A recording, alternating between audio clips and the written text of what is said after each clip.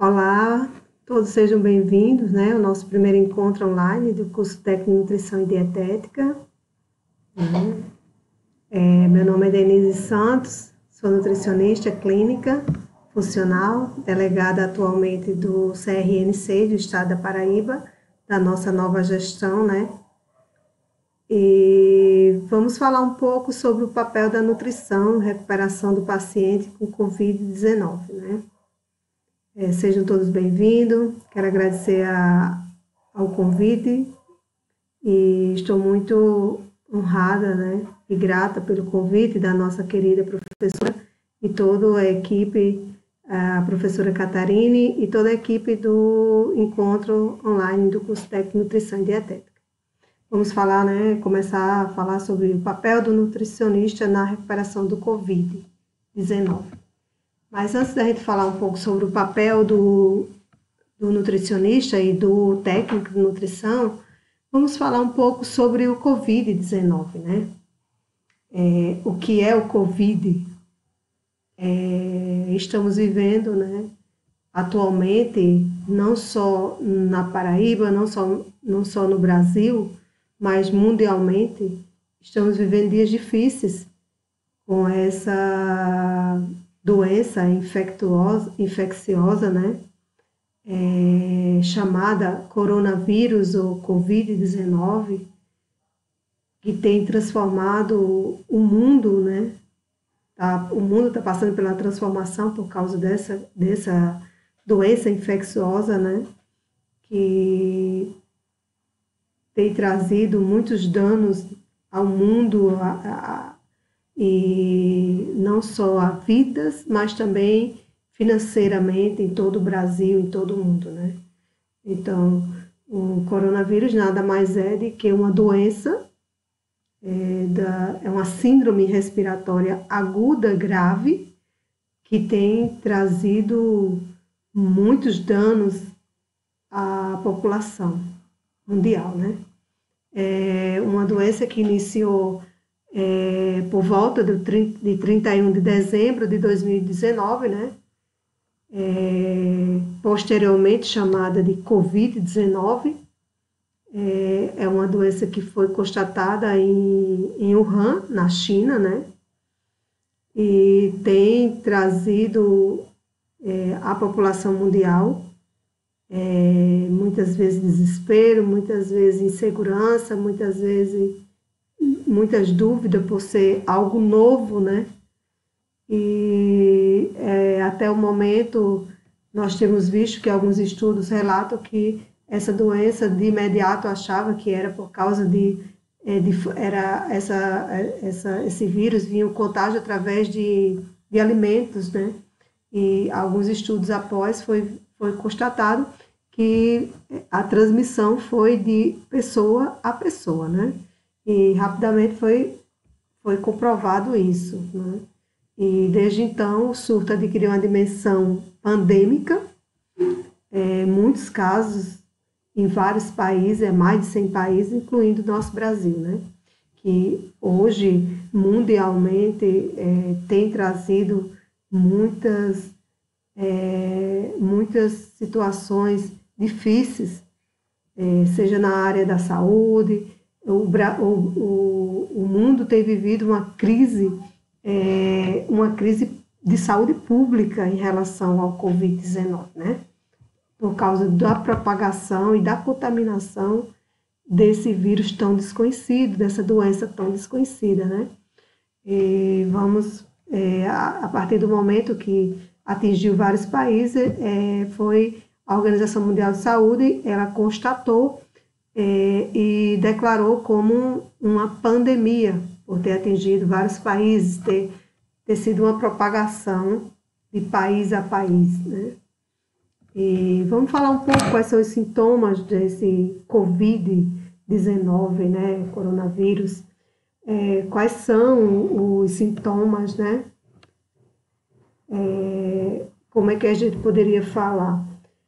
Nós temos os sintomas comuns e temos os casos graves. Os sintomas comuns nós podemos chamar de sintomas assintomáticos, como nós temos ouvido muito falar sobre isso nas mídias, nas redes sociais, que as pessoas assintomáticas elas têm feito uma propagação desse vírus por causa que as pessoas têm os sintomas, mas não sabem que tem, muitas das vezes, né? Que são os sintomas mais leves, como poderíamos falar. Seria a coriza, tosse, dor de garganta, um resfriado, né? Uma gripe, né?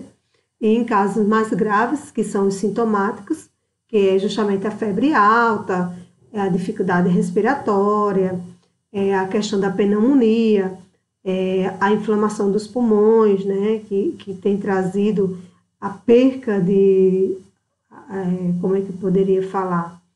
A parte respiratória, tem dificultado a parte respiratória dos pacientes, né? E como tem sido o desenvolvimento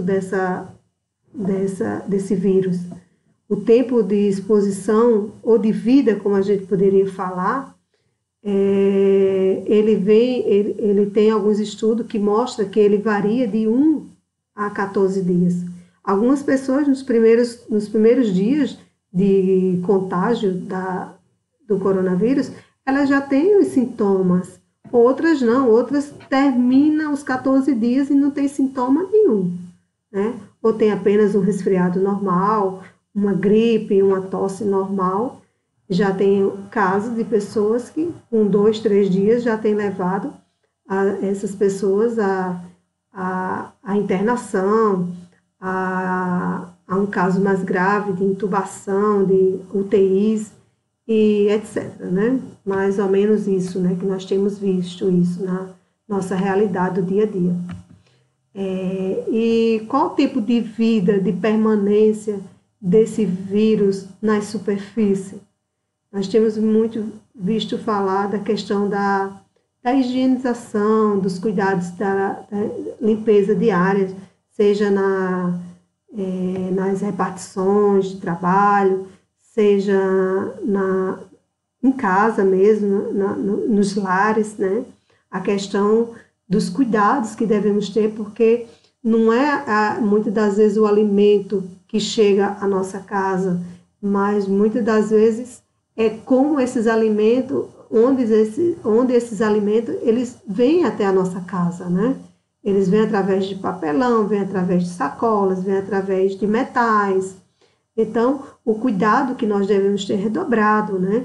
É justamente onde entra a questão da lavagem das mãos, o cuidado com essas embalagens que chegam até a nossa casa, da questão das idas do supermercado, com essas compras que chegam até a nossa casa, as nossas saídas essenciais, supermercado, farmácia, muitas das vezes uma consulta médica, um consultório médico, e a nossa volta à nossa casa, né? Então, o cuidado que devemos ter com as sandálias sujas da rua, que nós trazemos muitas das vezes bactérias, vírus, através das nossas mãos, através da nossa roupa. Então, os cuidados que devemos ter com essa questão da permanência do vírus nas superfícies, né? Como já foi falado. E existe tratamento ou vacina? No momento já tem alguma definição? Não. Até o momento, infelizmente, nós não temos nenhum medicamento concluído, estudos que venha comprovar a atuação definitiva de cura sobre esse coronavírus. Existem vários estudos, existem várias pesquisas em andamento, alguns testes que têm sido feitos no mundo inteiro, inclusive no Brasil, né? Que tem feito esses testes de vacina, mas nada ainda que seja concreto, né?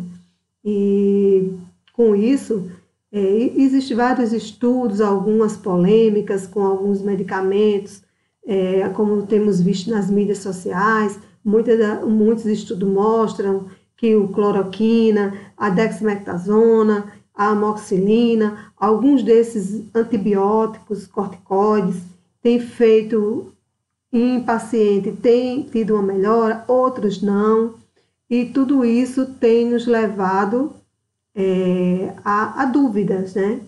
E nada que venha a ser comprovado, né? Infelizmente.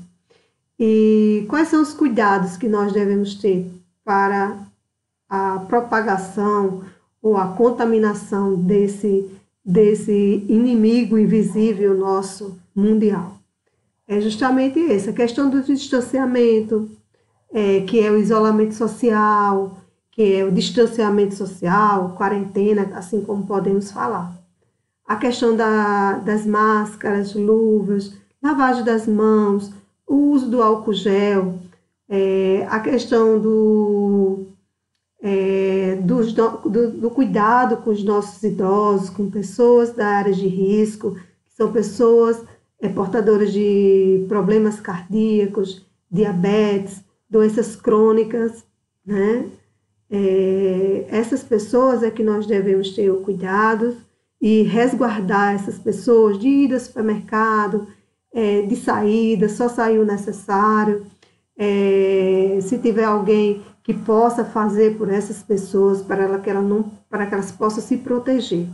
Crianças também, porque as crianças, alguns casos mostram que mesmo que aquelas crianças que foram contaminadas, mas é muito poucos casos de crianças, e a maioria das crianças que têm o coronavírus, elas são assintomáticas, então o perigo delas contaminar o pai ou a mãe que seja portadora de risco, né, de doenças que possam causar algo mais grave ou dificultar mais a saúde dessa pessoa, e também os nossos idosos, né, os nossos avós, os nossos pais. Então, esse nossos cuidados, né? Assim, também vamos falar um pouco sobre a questão da transmissão dos alimentos através o Covid, né, pode ser transmitido através dos alimentos? Isso é uma grande pergunta, um grande questionamento do mundo inteiro, né? E até o momento nós não temos nenhum estudo que comprove que o coronavírus ele é transmitido através de alimentos. Como falou no slide anterior, existe sim alguns estudos e até mesmo a Organização Mundial de Saúde, a Anvisa, os cuidados das embalagens dos alimentos que chegam até a nossa casa, que através desses embalagens, através desses transportes dos alimentos é que pode sim ser a transmissão do coronavírus, mas até o momento não existe nenhuma ligação, nenhuma evidências de qualquer tipo de contaminação através dos alimentos. E alimentação e sistema imune é outra polêmica mundial sobre essa questão. O quanto as pessoas têm visto, o quanto a alimentação saudável ela tem uma importância vital nesse momento para vencermos essa pandemia global, né? O quanto uma alimentação diversificada, equilibrada, o quanto a importância dos alimentos, dos minerais, das vitaminas, o quanto esses alimentos ele tem um poder de reduzir os riscos de doenças, né? Seja uma boa hidratação através da água, né? Que é uma fonte de proteção ao nosso sistema imune, as vitaminas, que até mesmo quando houve logo no início essa pandemia, houve aquela correria para as farmácias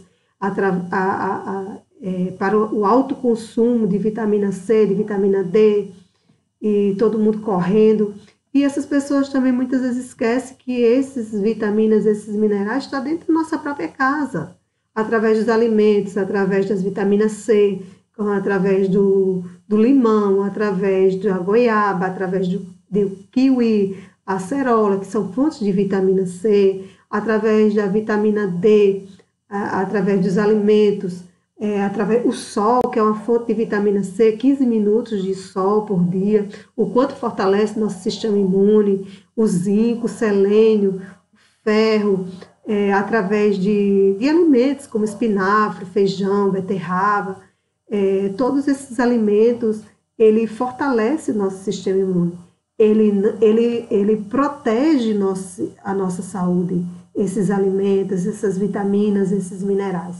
Ele não cura o Covid ou qualquer outra doença, mas ele previne. Então, o momento atual que nós estamos vivendo, nós temos visto na prática o quanto é importante de uma boa alimentação, uma alimentação saudável, uma qualidade de vida para o nosso sistema imune. E quando falamos de sistema imunológico, a gente também estende não só a alimentação, mas a nossa qualidade de sono, diminuir o estresse, que é difícil nessa questão da pandemia, de quarentena, isolamento social, mas nós devemos ter um controle, nós devemos fazer uma rotina diária para que a gente não possa, a nossa cabeça, a nossa mente, nosso sistema psicológico venha afetar, e afeta, sim, a má qualidade de sono, o estresse, a depressão, todos esses sintomas psicológicos também afetam diretamente a nossa saúde e principalmente nosso sistema imunológico, não é isso? Vamos agora ao foco da nossa palestra, né, que é o foco dela atual é esse, atuação do nutricionista e do técnico de nutrição na atuação da clínica hospitalar. Então, qual a importância desse profissional chamado nutricionista e técnico de nutrição para a saúde, né? É o profissional que defende o direito, nós como nutricionista, técnico de nutrição e dietética, nós defendemos o direito à alimentação adequada da população, nós somos intelectores, né?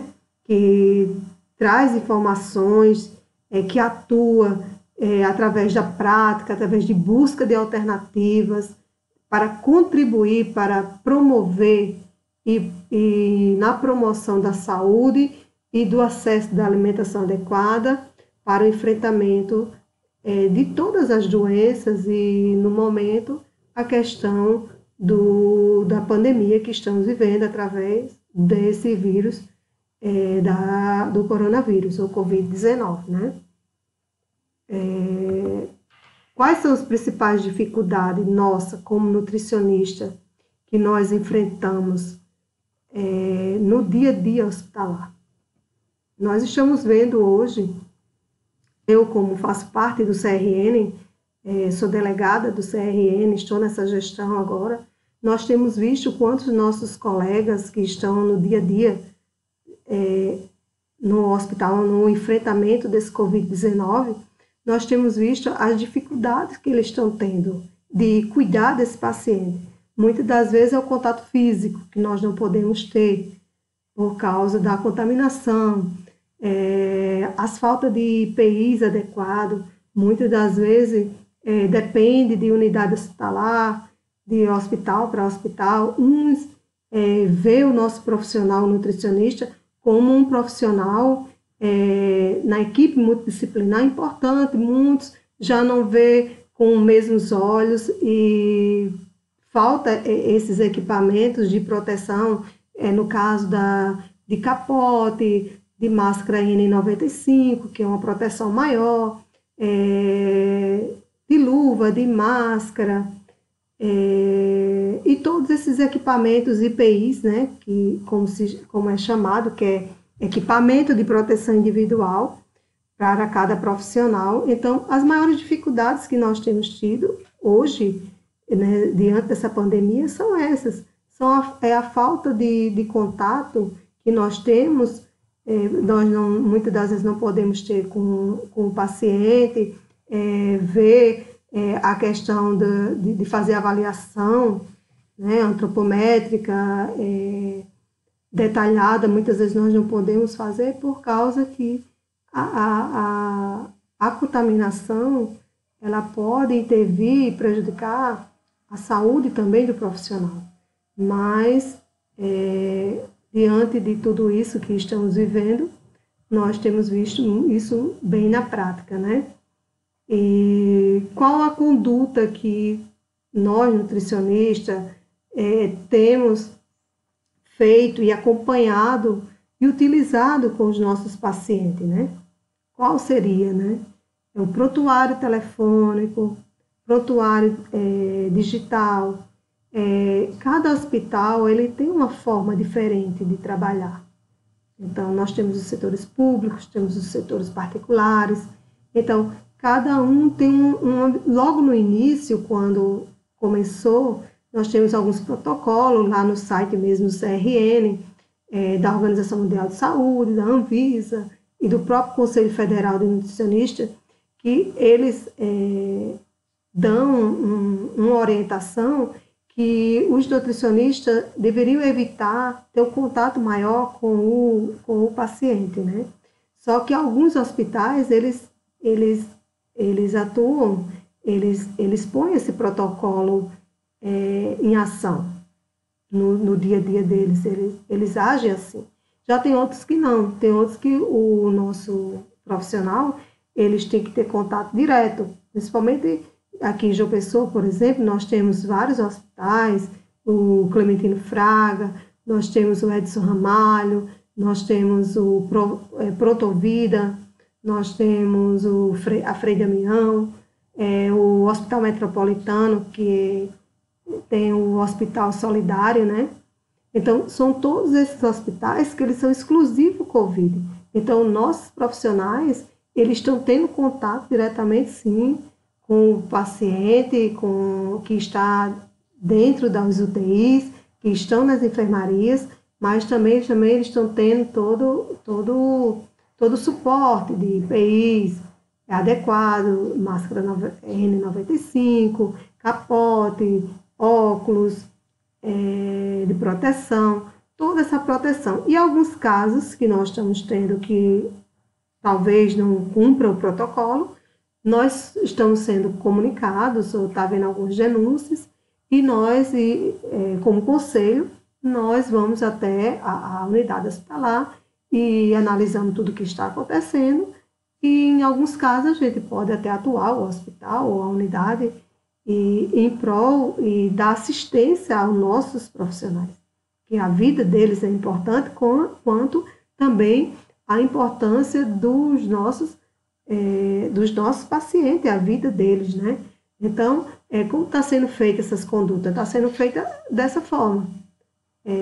Muitas das vezes está sendo através de prontuário, diretamente vendo o paciente, não no toque, mas vendo o paciente, através do prontuário eletrônico e também através da equipe multidisciplinar. Aqueles hospitais que não é específico de Covid-19, onde a equipe, elas entram em contato com a equipe multidisciplinar, que estão diretamente, técnico, através do prontuário do paciente. É mais ou menos isso que nós estamos, a nossa realidade hoje, né? E quais são as intervenções que nós estamos tendo no tratamento do Covid-19? Qual a função da intervenção alimentar, da intervenção para a recuperação do paciente?